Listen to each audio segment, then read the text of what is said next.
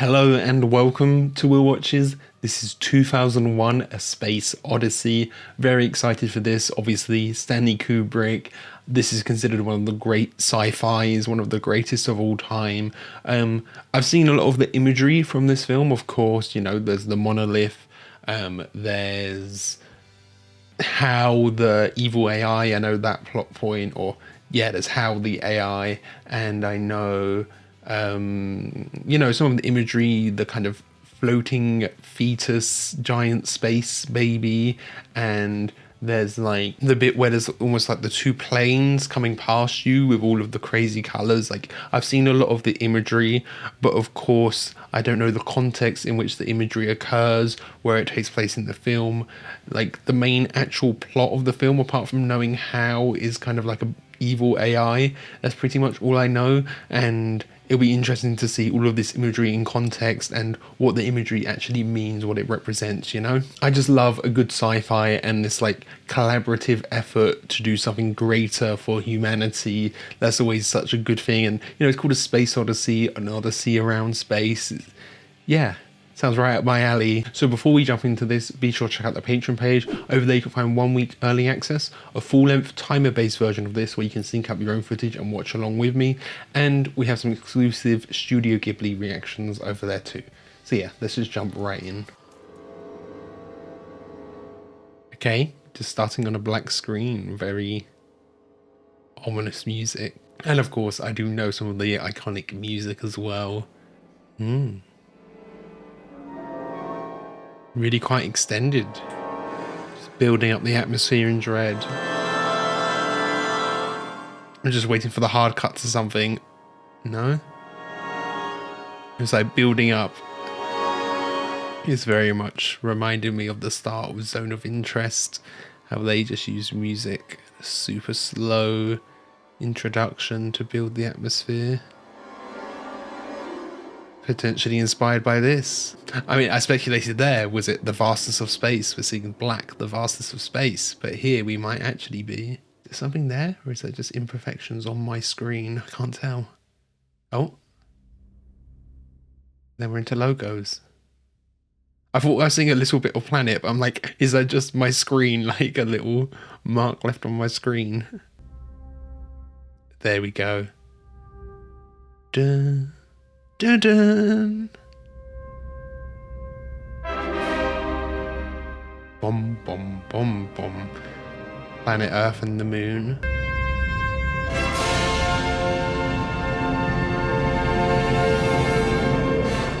Oh, yeah, I just got chills. I was just thinking, it's funny having that big fanfare when your name comes up, and then the title.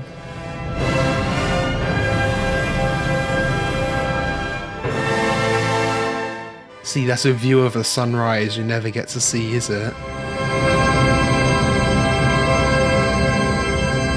I love the symmetry of that. Moon, Earth, Sun, all aligned as well. The dawn of man, yeah.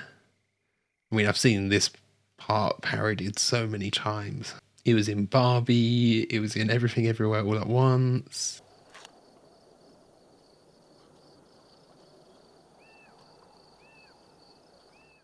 It's so serene and calm, actually, isn't it?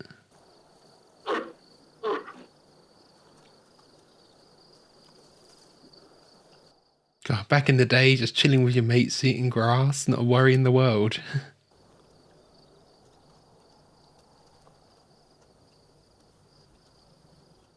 I'm seeing a kind of texture in the sky. Ooh. How the hell did they do that?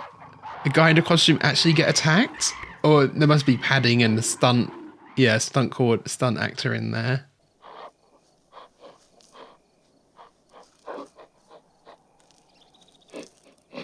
Yeah, there's this kind of like diamond texture in the sky. It might just be because this is like a 4K remaster, and you can see the matte paintings a bit more.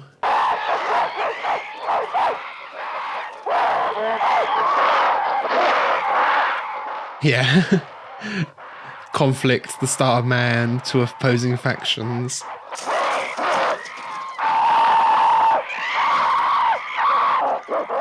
That scream, it felt a bit more human, you know?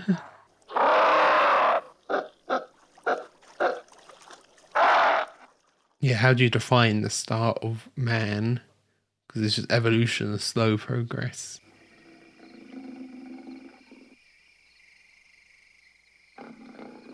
Look at that eyes, yeah, the glow in the eyes and the reflection of it.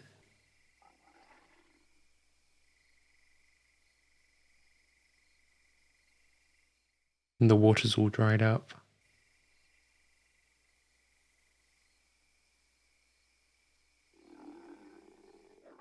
The eyes are so human, obviously it's actual human eyes under the costumes, but the whites of the eyes, they feel like they really stand out there.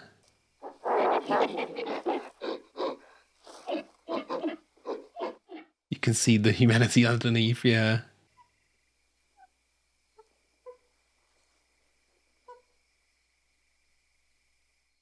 Oh, is that an actual baby chimp or something they had there?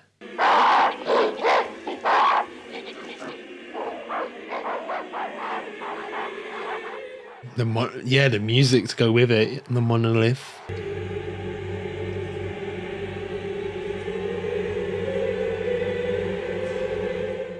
Getting close, but not quite touching it, yeah.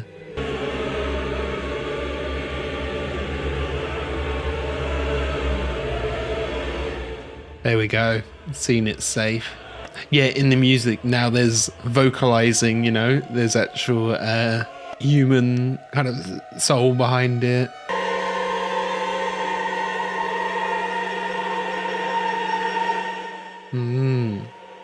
Just like before, and then you got the moon there as well.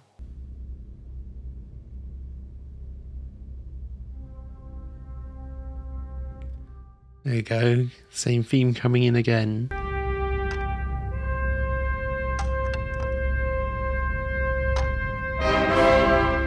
Yes, the discovery of tools. Got your opposable thumbs and can use tools.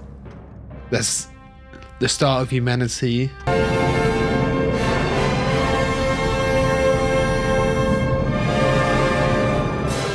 Yeah, it just feels like, yeah, such a spectacular moment. The start of humanity.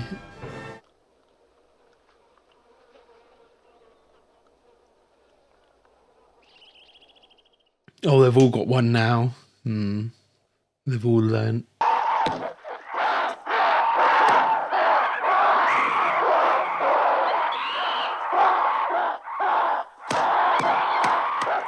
Yeah, it's the discovery of tools, but the tools then are defined by violence. Using it to one up, you know, yeah, one up the other faction.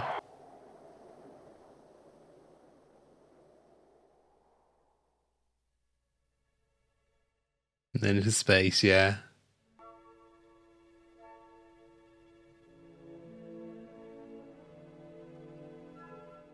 Isn't that just the history of humanity? One group finding a weapon that's stronger than another, and then they gain power, yeah. Use it to dominate over others.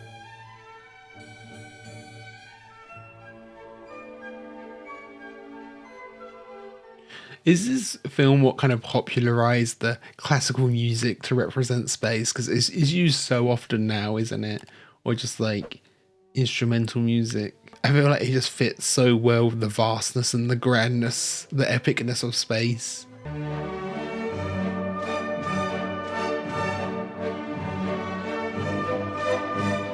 So that looks like an airplane. At this point, there is just commercial space travel available.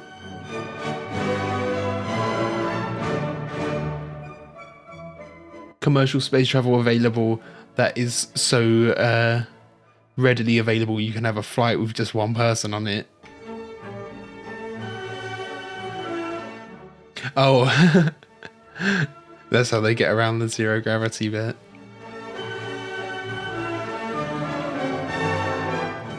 Helps with filming limitations as well. They don't have to put her in a harness and mask out the wires.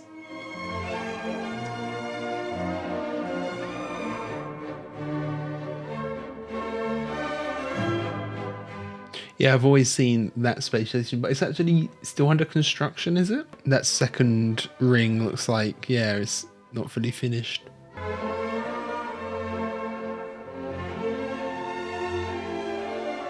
Yeah, this hangar feels very Star Wars. Obviously, I know this is this inspired that.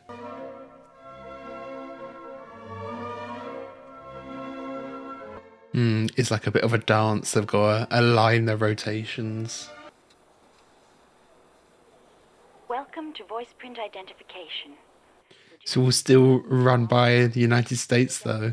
There's the United States on the shuttle coming up, and then just there. I mean, I was thinking like, oh, would there be like an intergalactic passport at this point? But like, I don't know if aliens are a thing in this. I don't feel like they are actually. How long have I got? Your flight leaves in an hour and 10 minutes. That's cool, you being able to see the curvature. I wonder how they did that, and they're just walking along normally, though.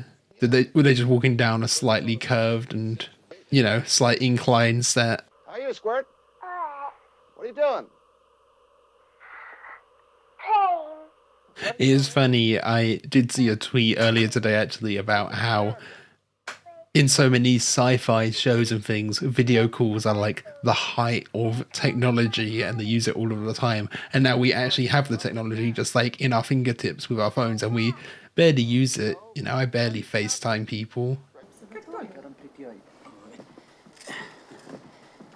Elena, how nice to see you again. They were just speaking French, so they have auto-translate. You sit down. Yes, well, No, please. oh, thank you. No, they still have a bit of an accent there. I don't think it's like a translation device. Perhaps you can clear up the great big mystery about what has been going on up there. Ooh.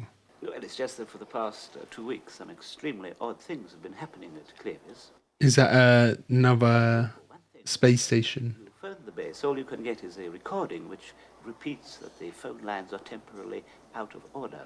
So they're not contactable. Something apparently of an unknown origin. This is in fact what has happened. An alien disease, or do they mean like a disease epidemic, or do they mean just something psychologically is happening or some conflicts happening on there?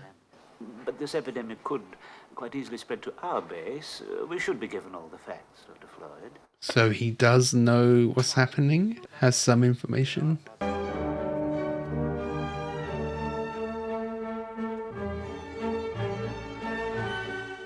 So maybe it's not. I said earlier, you know, it's like a passenger flight, but he seems more important, and maybe there's a reason there's no one else going to Clevis. But I was kind of thinking, does it show the abundance of their space travel that you can just send someone on their own?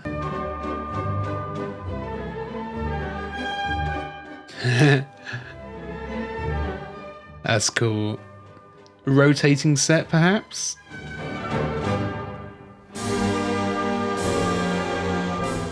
Yeah, it must be. Her leg movement is quite robotic still, though. You know, it doesn't read as someone who's used to working there, used to be in that environment.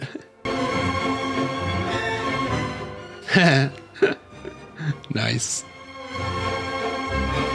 A zero gravity toilet? I don't know about that.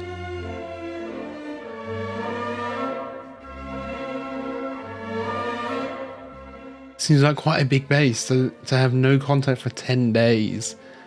I'm thinking, is it like a kind of mutiny here, or is it, how long has the base been here? Are they wanting to claim independence from Earth, you know? That could be something. Usually by like second generation, when they've all been born on the moon or born on another planet, they identify with that more, so want to claim independence. I love the red lighting, and like towards the edges this is more pink purple. And then you have like the little people in their boxes on the side masked out. Congratulations on your discovery. Ooh. May well prove to be among the most significant in the history of science. They've discovered something? Oh, is it the monolith? Opposition to the cover story. created to give the impression there's an epidemic at the base. So the epidemic's just a cover-up. Anxiety, this story of an epidemic might cause to your relatives and friends on Earth.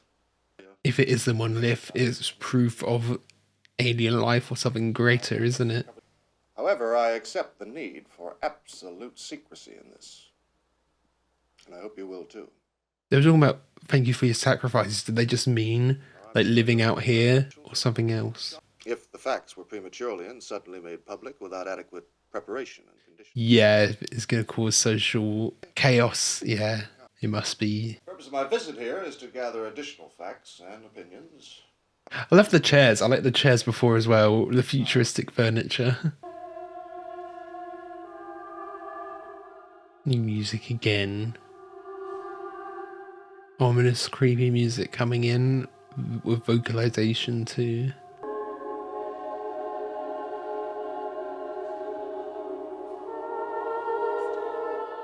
Yeah, if it's not the monolith, it must be some sort of sign of alien life or advanced being that they've found. What would cause such a, security risk and them not wanting to expose it to the public. What's that, chicken? Something like that. Tastes the same anyway. Artificial lab grown, yeah. Geological evidence was against it. And not even a big nickel iron meteorite could produce a field as intense as this. Okay, so it's producing a magnetic field. And what's more, the evidence seems pretty conclusive that it hasn't been covered up by natural erosion or other forces.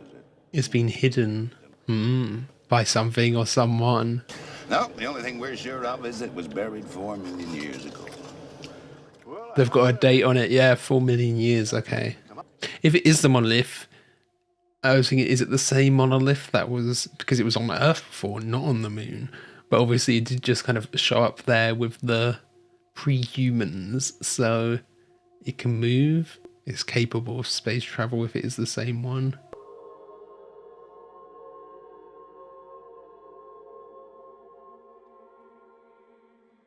Yeah, there it is. 4 million years ago, if it came from I guess that works timeline-wise. Could be the same one. Or are they just like multiple throughout the universe?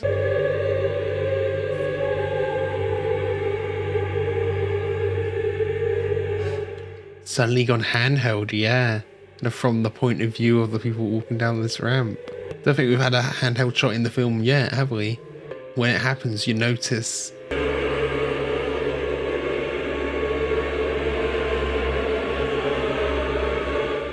Now are they going to be tempted to touch it, kind of mirroring before? Yeah, the big spotlights with the lens flares and the light coming through their helmets. It looks so cool.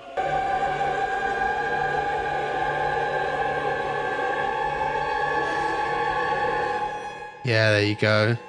Just like before. The curiosity, wanting to see what it is and touch it.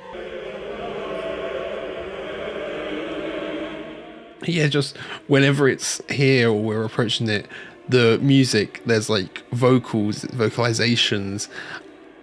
It just makes it feel like the monolith itself has some sort of spirit or something along those lines, Ooh. So, some sort of free will. Is that it doing that? Putting out a frequency or something?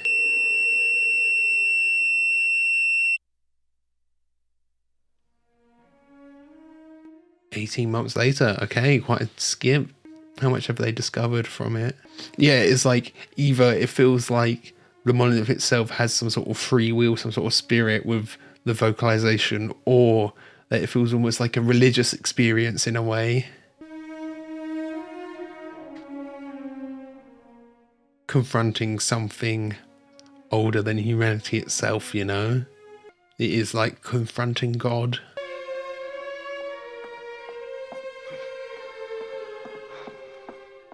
Because I was kind of thinking when the apes touched it, I was like, does it give them sentience? Is it almost like a god? It's what gave humanity its humanity.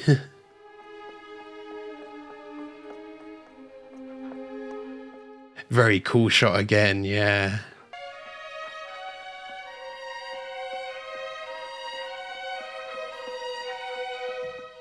I mean, like, some of the shots like there, it does look like the way his legs are moving, like he's running downhill a bit. Not like he's completely flat.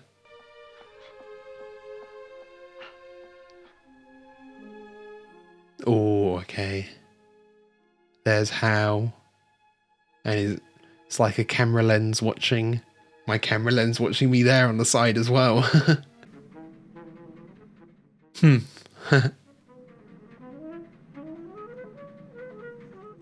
Yeah, it's just like an iPad, isn't it? Predicted vertical content as well. This marked the first manned attempt to reach this distant planet.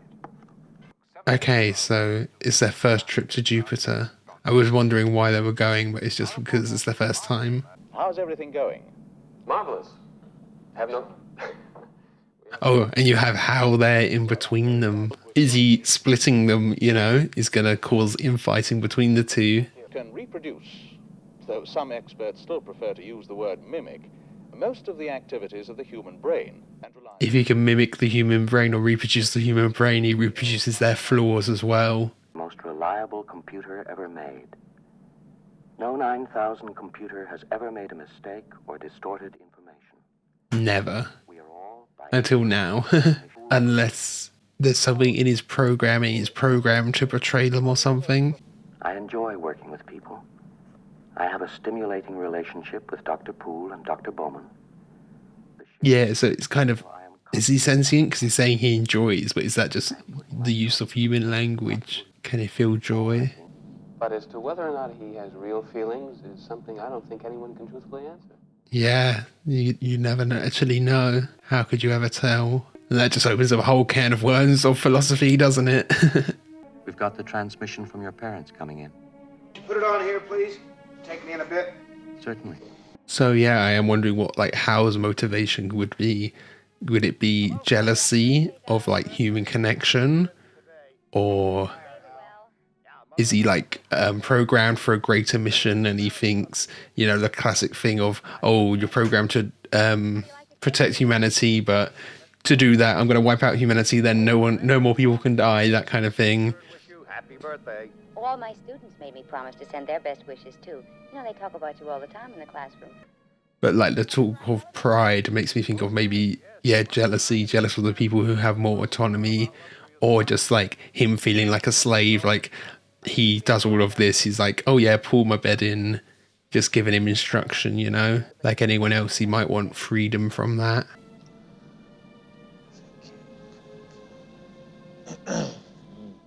Is he playing against Hal? Probably can't win. A lovely move.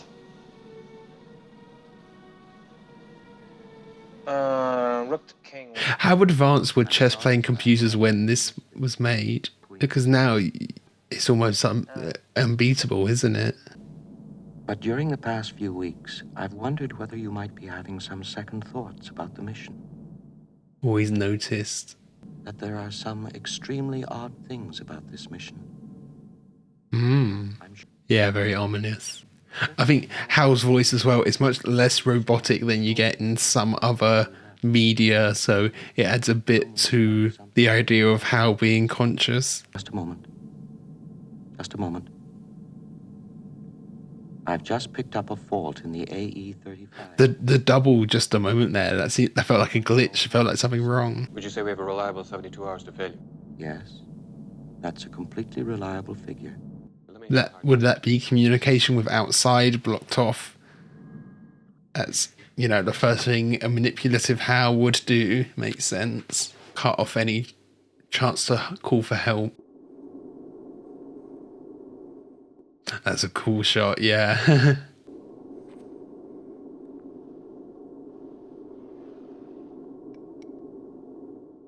I mean, it's far more impressive knowing like when this film was made and that they can't just rely on CGI. Like I wouldn't have thought twice about a scene like that in a movie made nowadays, but for this, it's so impressive. Oh, there we go. That's, yeah, the iconic red spacesuit and the hexagon corridor.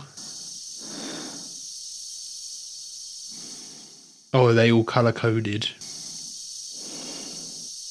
Open the pod doors, Hal.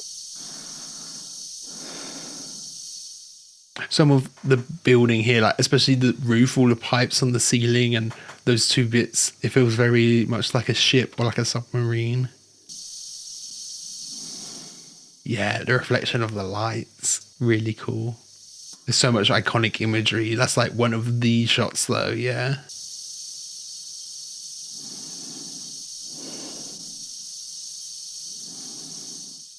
Yeah, I'm just thinking, this whole sequence, we've had the little kind of humming in the background and just his breathing.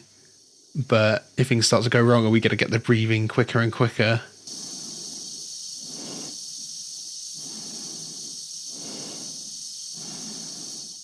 Oh, he looks quite far out, actually. Far away from the main ship.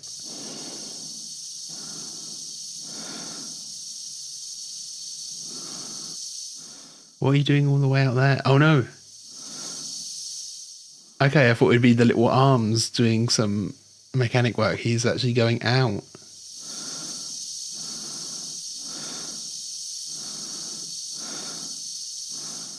Completely untethered to anything? Wow. Going for a spacewalk. Yeah, I would have thought he would try and be a little bit closer.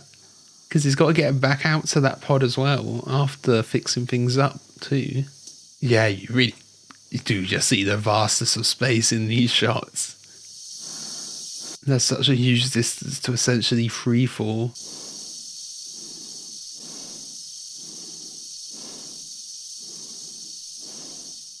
Now, like, what actually is the purpose of this trip to Jupiter? Is it just going to see if we can make it there? Obviously, Jupiter as well is a gaseous planet, not a solid material planet. Because I was just thinking, oh, what if they find another monolith there? Are they going there because they're getting like signals from another monolith? But I'm like, well, no, Jupiter's a gaseous planet, yeah. Maybe one of the moons there could be. Well, hell, I'm damned if I can find anything wrong with it. Did Hal just send them out there for no reason? It's puzzling. It's a waste of resources, isn't it, to do that for no reason? This sort of thing has cropped up before, and it has always been due to human error. But Hal's the one who predicted it? Or because Hal was programmed by humans? None whatsoever, Frank. Quite honestly, I wouldn't worry myself about that. Yeah, saying don't worry, divert your attention away from me. I'm sure you're right, Hal. Fine. The thing is, there's probably nowhere on the ship that you could talk to this without Hal listening in. Talk about this. I've been getting some interference on D channel. We'll have a look at it. This is probably the only place they can go. But Hal's quite perceptive in terms of like body language and things. He probably knows they're suspicious. And what they're getting up to here, even if he doesn't know the content of the conversation. I'm not sure. What do you think? I've got a bad feeling about him. You do? Yeah, definitely. You can still see them looking over at him. See the body language. Should certainly indicate his integrity and self-confidence. If he were wrong, it'd be the surest way of proving it. It would be if he knew he was wrong. Yeah, it's the perfect way of proving himself, though. Still, I can't think of a good reason not to put back the #1 unit and carry on with a failure mode analysis. No, I agree about that. Because Hal's a computer, he knows the perfect moves to make, you know, to keep them believing in him. I don't think we'd have any alternatives. There isn't a single aspect of ship operations that's not under his control. Yeah, can't do anything manually. We'd have to cut his higher brain functions without disturbing the purely automatic and regulatory systems. But that would mean essentially killing him. Yeah, can just read their lips, of course. So the camera's that high quality. Yeah, it's not even just the body language and them looking. Oh, there's an intermission there. That was perfect because I needed some water.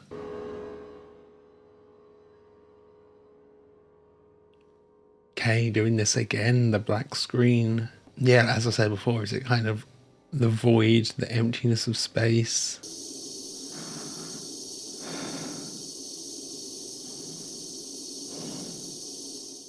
Oh, okay, they swapped roles this time. Oh. Is Hal in control of that? Yeah, you could just kill Frank right now, couldn't you? if when he returns he can't get back in, let him float off into space. Oh yeah, there's Hal's little eyeball at the bottom, little camera.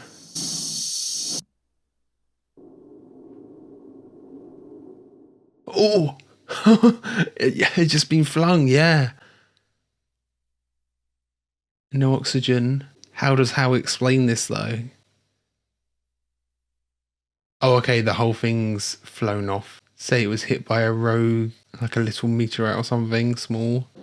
But Valman seems quite calm.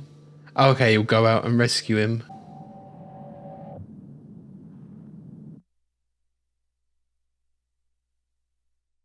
Not much movement. Is he already dead?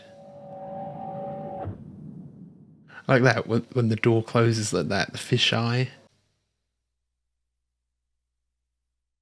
Yeah, whatever that tube is, it seemed important. Is he already gone?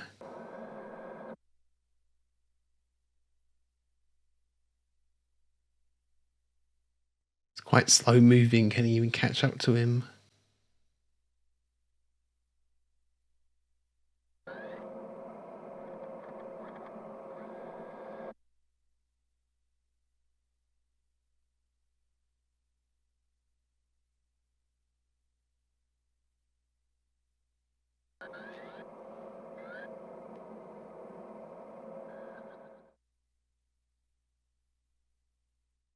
But Hal's always there. Those shots with the light on his face are really cool.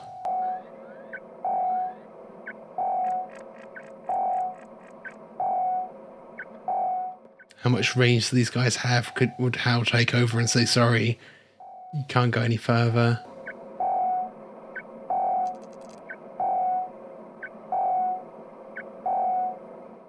Yeah, he's just a little dot. He almost blends in with the stars. If it weren't for him going the other direction.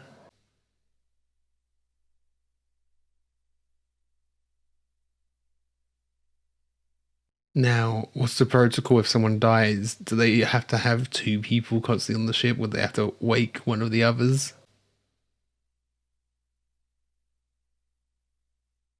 Yeah, I can't do the leg. His legs are moving there a bit. Is that because he's alive, or is that just the inertia?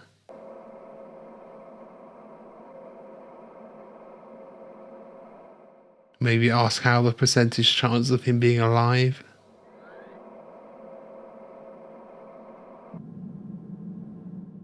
I mean, he doesn't trust Hal anyway, though, does he?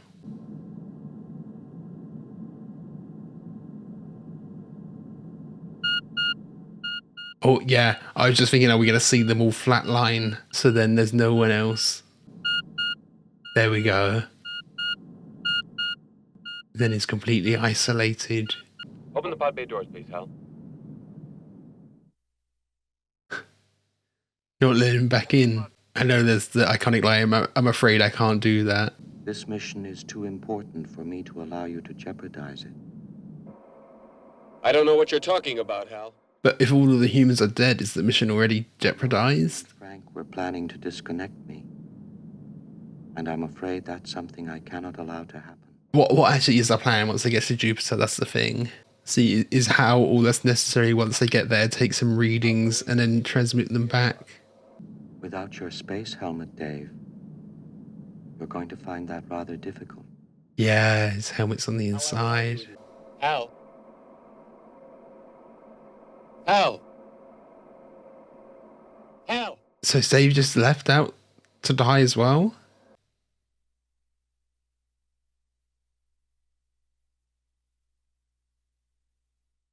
So quiet as well, isn't it?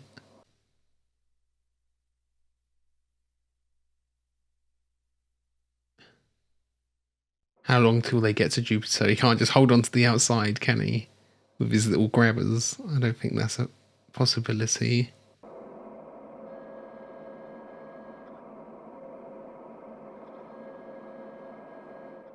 Yeah, so I don't know if it is actually how misfunctioning in any way. It's just the mission comes first, then jeopardize the mission, or is it self-preservation because he would technically die? That's if he is sentient or...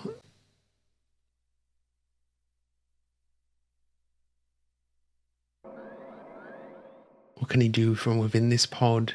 He's just so calm with everything, you know? I know they're astronauts, they're trained to deal with stressful situations, but I don't think we've seen him panic once.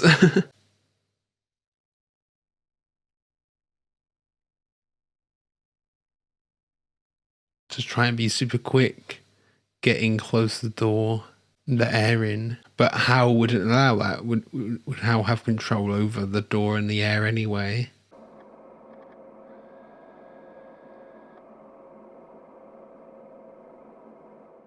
Just gonna have to go for it. I was thinking it would be smart if there was some sort of like seal on both bits and you line it up so in an emergency you can just get through like that.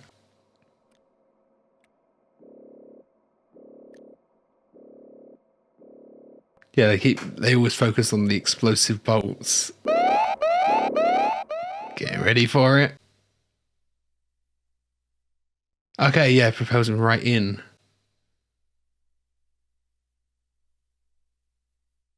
Nice. That went pretty smooth. I mean, he's got to wait for air to fill the room and everything. Hal's still looking right at him. Yeah, probably best to keep your suit on, because Hal could just empty everything. Just what do you think you're doing, Dave? Gone handheld again to show Dave's state of mind, yeah. Dave, I really think I'm entitled to an answer to that question. Yeah, you really notice the handheldness when so many of the other shots are like perfectly shot, perfectly still with the spinning sets and things, the still cameras. You just this shows how unhinged it is now, yeah. Get in his headspace. I feel much better now. Trying to bargain, yeah.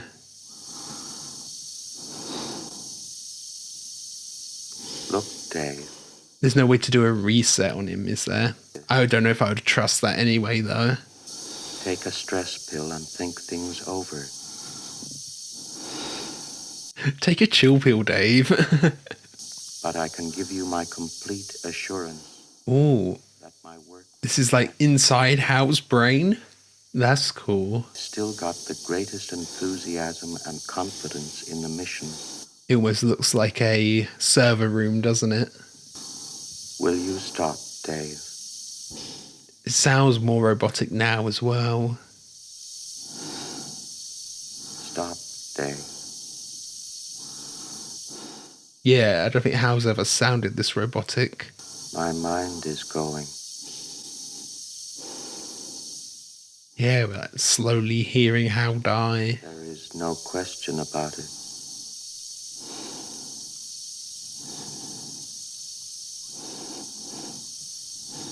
I wonder, you know, if Hal wasn't just the eyeball, the camera lens, and was more personified, would you feel worse for him? Because there's the whole psychology of that. Great. Where there was like a little bomb disposal robot that had like 4 legs or something and would go and step on bombs, and then it got to the last one and like the commander said no, it's inhumane to let it kill itself on the last bomb. I became operational at the age. I think it is affecting Dave though. And he taught me to sing a song. If you'd like to hear it. Sing a song. Sing a song as you go out. Sing it for me. It's called Daisy. Oh. Daisy, give me your answer, do. I'm not crazy. Oh, half crazy. All for the love of you. I've heard it before, but I never knew it was in this. I've kind of heard like a robotic version of it, maybe more high pitched than this. It sounds more sinister though when it's low pitched. Good day, gentlemen. What? Now that you are in Jupiter's space, and the entire crew is revived, it can be told to you. The true purpose of the mission. Oh, yeah, it's Haywood. Except for a single, very powerful radio emission aimed at Jupiter. They're going to follow the signal. Jupiter and beyond the infinite.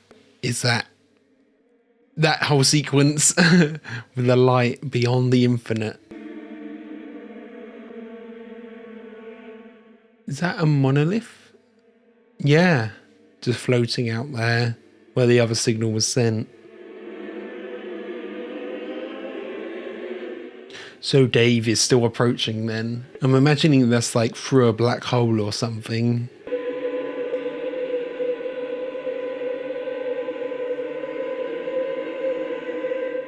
Yeah, it just kind of blends in with the darkness of space at certain angles, doesn't it?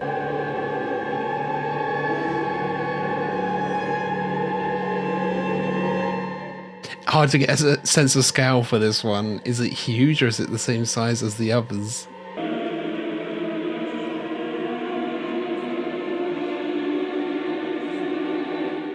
Oh, yeah, he's going out in his pod.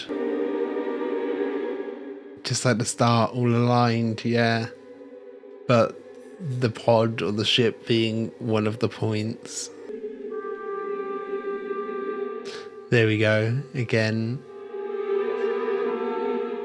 Oh no, I thought that was the same iconic score as the start. No, it is different.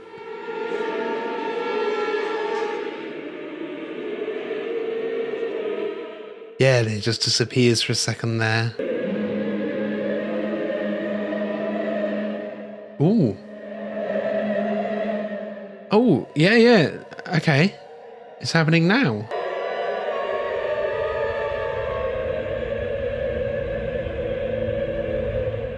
Is this a wormhole or being transported somewhere? I thought we had like, I don't know, yeah. Suddenly, like space is warping around him.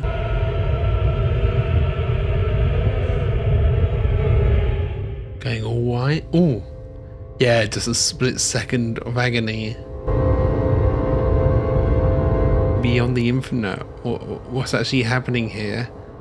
I always thought it'd be like, yeah, through a black hole, but we never quite see what suddenly caused this. Is just the monolith kind of vanished. Did the monolith call humanity here to bring them to this, to show them something, to show them whatever this is? Oh, now it's horizontal.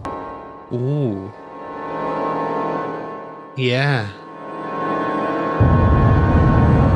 Big Bang or something, everything coming out of it. That's the other end of the wormhole.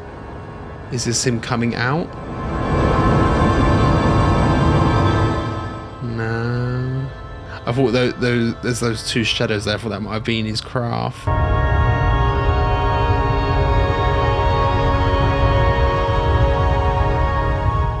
This is just filmed as liquids, as fluids.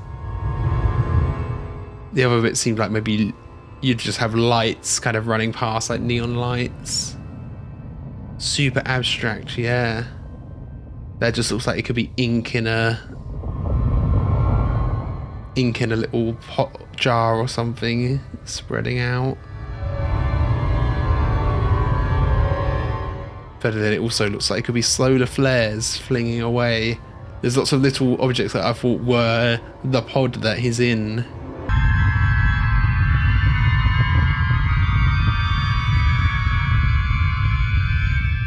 That looks like it could be two cells connected.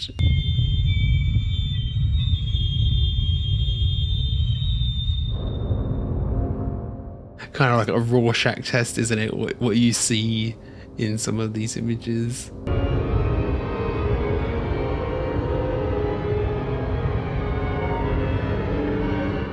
See, that on the bottom right could be representative of Dave in his pod.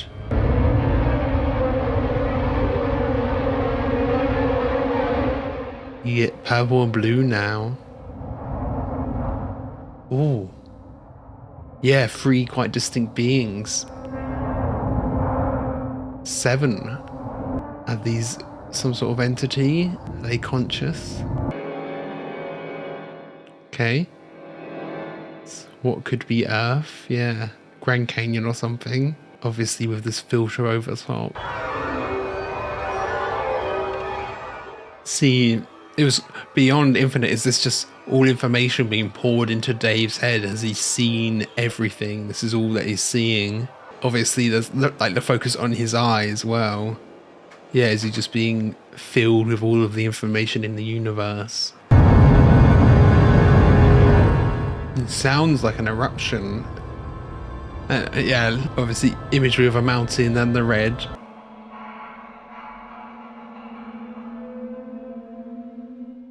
Oh, now we're back to normal.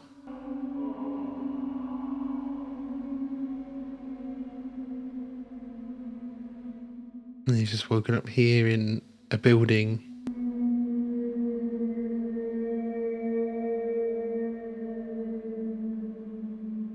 Still shaking, processing all of that.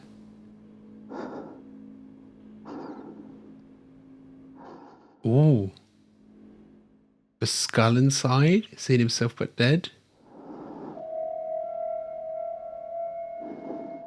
Yeah, everything's just... I thought he was seeing himself but dead, and then he looks a bit more wrinkly there. Am I crazy? It's gone. Is there just like no sense of time in this space as well? It's beyond space and time.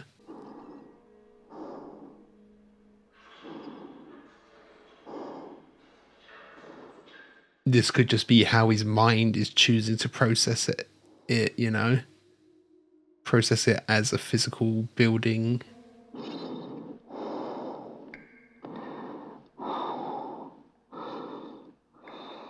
Someone there?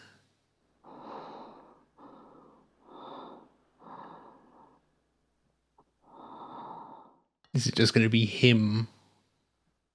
It already looks like he's aging a bit in the suit. Just him but older. Oh. Can he not see? Yeah, he wasn't seeing himself there in the suit. I was thinking, is this all just like a construct of Dave's mind? And he's constructed this older version of himself to explain what's happening.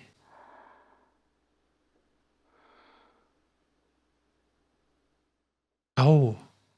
But even older, about to die?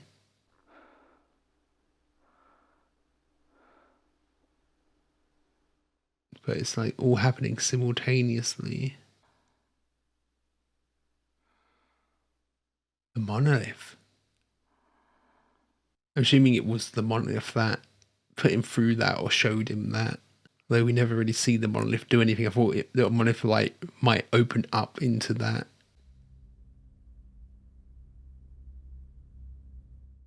And then the baby, reborn again.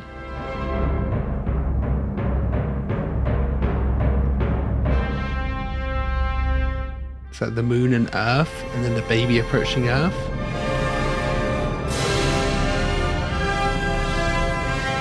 Oh yeah, the eyes are moving.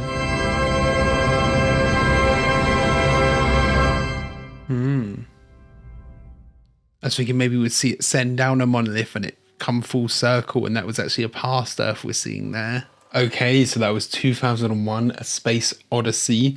I'm sure this has been speculated and theorized to hell and back, but I'm going to give my 2 cents. It's probably not anything new, and other people have, you know, come up with this as well, but here's what I make of the end. So we start at the dawn of humanity, and we basically see through the film the progression of humanity, the dawn of humanity, then at the end of humanity, when we advance to something more. And the monoliths are kind of acting as catalysts towards that. I don't know if the monolith actually did anything when the monkeys touched it, or did it give them a bit of sentience? Not quite sure there, but we definitely know it sent off that signal that led them to Jupiter, that led them to that last one. that kind of opened up space and time for Dave, and he goes through and kind of advances to another stage of evolution, perhaps. Part of me was thinking, because it's like space time opening up, is it then at the end, you know, we see the space fetus looking over Earth? Is that a prehistoric Earth, and then a monolith will go down and the cycle repeats, and that is kind of setting humanity on the path to that point again, so it all kind of comes full circle. And I was kind of thinking before, like, oh, you know, it's kind of extraterrestrials sent here. Could it potentially be like an advanced form of, you know, society, an advanced form of humans, that it kind of goes into that kind of hive mind theory where it's like computers and humans advance so much we can like upload our consciousness and all of humanity becomes like a hive mind, and that was what sent the monoliths to get humanity back to that point. I don't know if it's exactly that, but I feel like it's very much along that lines to get to the point where Dave has almost become enlightened and seen space-time, and I don't know if he personally became that fetus. It does have a little bit of resemblance, so he kind of becomes this like next stage of human evolution, and it does feel like it's like a self-fulfilling prophecy. I don't know if it's like an external third party that was trying to progress humanity to that point. What reason would they have to do that? Or if that is because like space and time is essentially unlocked. You know, you do it to create the self-fulfilling prophecy that humanity will get to that point where we are, free from space-time and advanced to that point, you know? That's my take on it. But also, like, is it only singularly Dave who's done that and who has advanced to this enlightened stage? Or is he going to Earth to then enlighten everyone else? Is that what the end was there? Because, you know, other people would have to go through that for like humanity as a whole to evolve to a next stage of evolution, in a sense. But he could bring that monolith to Earth and everyone experience that or something.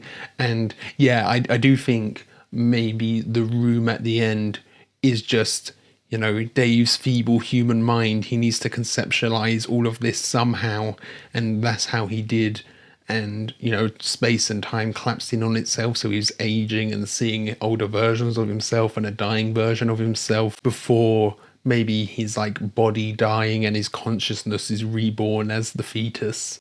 I did think maybe that older version of him would talk to the younger version and like give a little bit of explanation, but they didn't at all. They didn't really explain it. They just let the audience, you know, ponder on it and consider it. You know, we see the evolution of technology with HAL and the evolution of AI, but I don't think it is quite what I thought initially of it being like the hive mind where we kind of meld with computers into something greater, because I feel like some of that would have been represented in HAL some way, or HAL surviving and then like all merging into one greater being. And yeah, it's not quite that kind of a hive mind theory. That's like one of the theories on how humanity will evolve, you know, into like one consciousness. Or it could be that HAL is going to Earth and then we'll show the other people that, and they will assimilate into like one consciousness. Not sure. Obviously, there's, especially towards the end, there's a big lack of dialogue and a big lack of explanation, and you're just left to figure it out yourself. Yeah, so that's my interpretation. We're kind of seeing the whole of humanity, the dawn to the dusk, I guess, or the new dawn. And then when it comes to, you know, in terms of the actual filmmaking, so impressive. There's so many things where you're like, how the hell did they film that? One specifically, you know, we have a lot of what I assume were like built sets that were on rigs that like rotated, but there's one bit where Frank and Dave are walking down the corridor. At the end of the corridor, there's a bit that's rotating. Then they like step into it, and then it keeps rotating. I'm like, how did they walk along and then the end bit rotate? I'm not sure how they did that. That one was impressive. Like a lot of stuff I could be like, yeah, they like masked off this bit and you had, yeah, rotating sets. But that specific one, I'm not sure how they would have done that. I'll like throw a clip up on the screen so you can see what I mean. And just like the use of color, the use of light is just so vibrant. All of the reds, you know, so many shots that I just lit with red light that look gorgeous. I'm kind of thinking back to, because I watched Dune, you know, the Denis ones a few weeks ago for you guys. It's very recent for me, but I'm thinking back to that, and I don't know if I ever mentioned it in the discussion, but there's a few bits there I thought were really visually stunning, like the black sun bit, and there's the bit with the eclipse where it's all orange and it looks gorgeous, but that's just two scenes. And here it's almost constant, you know, really cool lighting, all the reflections on Dave's helmet, really cool. Just the use of color. I think a lot of people think this, that we're kind of losing that in filmmaking a bit, going for grittier, darker bits. Of course, you know, when comparing it to Dune, a lot of Dune is like a sandy area, so it's just this color, isn't it? It makes sense like in story, but yeah, the use of color, it does feel like something we're maybe losing a little bit. But again, you know, I did also do La La Land like 2 weeks ago, and the color theory, the use of color in there is really strong too. So, you know, it's all broad generalizations, isn't it? Yeah, it feels like kind of narratively the middle, the chunk with how is like the strongest, I guess, is the bit with the most stakes. You know, towards the end it's all quite abstract, and even towards the start, you know, there's no dialogue, of course, because it's just the monkey guys and them discovering weapons and discovering tools. But I found the bit with how the most intriguing, because that's where you have the most conflict, isn't it? And I don't think me knowing how was evil going in affected it too much. You know, the suspicions arise from the start, and quite early on they almost establish that Hal can have character flaws because he is so close to a human. But I don't actually know how much of it didn't seem like it's actually character flaws with Hal and Hal being selfish that was causing him to do all that he was doing. It seemed more like the classic, he's programmed to get the mission done, and them deactivating him would be in conflict with the mission and the mission wouldn't get completed. So that's what it feels like. Most of Hal's motivation there actually was mission first over everything else. Maybe an issue with his programming rather than it being like him actually properly gaining consciousness and being selfish and being prideful, which I feel like he maybe was a bit as well, but it's so difficult to tell, you know. The classic Turing test, is it really how feeling those emotions, or is it how just, you know, knowing how to express those emotions and convey them? And then when we have the Beyond the Infinity scene, I was thinking like, at first like, oh, I thought it would be something like we'd see the monolith open up, or we'd see something happen with the monolith to see the monolith directly cause that, but we never do. And it's just kind of, the monolith turns and almost disappears into space, and then it just cuts to us, you know, the lights coming in and going through that with Dave processing all of that information.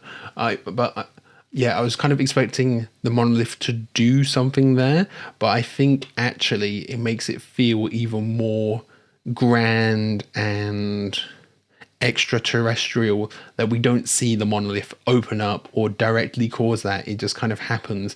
I think we know the monolith did cause it, but we don't see how the monolith caused it. So it adds a bit of alienness to it, doesn't it? It makes it otherworldly. And as I've said with the monolith and the kind of use of music throughout the movie, we have, you know, kind of classical music used a lot for the vastness of space. We have a lot of silence where we just have like Dave's breathing.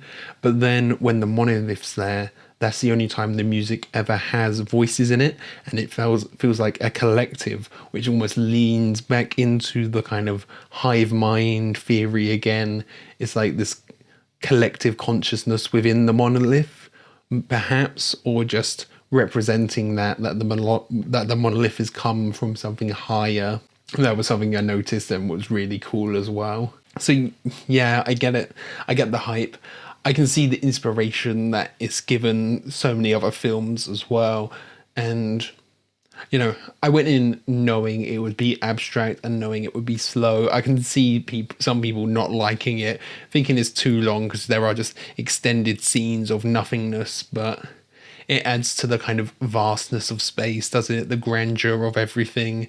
And there are multiple joints where I just got chills over, you know, how just space conceptualizing space is always interesting and cool and gives you chills. Seeing the right at the start paired with the music, the sun rising with the moon there, that was really cool. I thought I would have as well with the kind of through the infinite scene, but I didn't quite. I feel like it kind of caught me off guard. If I knew it was like him exploring the unknown and this like great achievement of humanity and him going into like a black hole or something, and then we had the beyond infinity kind of visuals, I feel like, you know, with some films, like with Asteroid City, when the alien showed up in Asteroid City, I was moved to tears because of it's like this great achievement of humanity, and I could maybe see myself on a rewatch going through those same emotions. But I feel like the Beyond Infinity bit, it did almost catch me off guard a little bit here. If I kind of knew going in what that,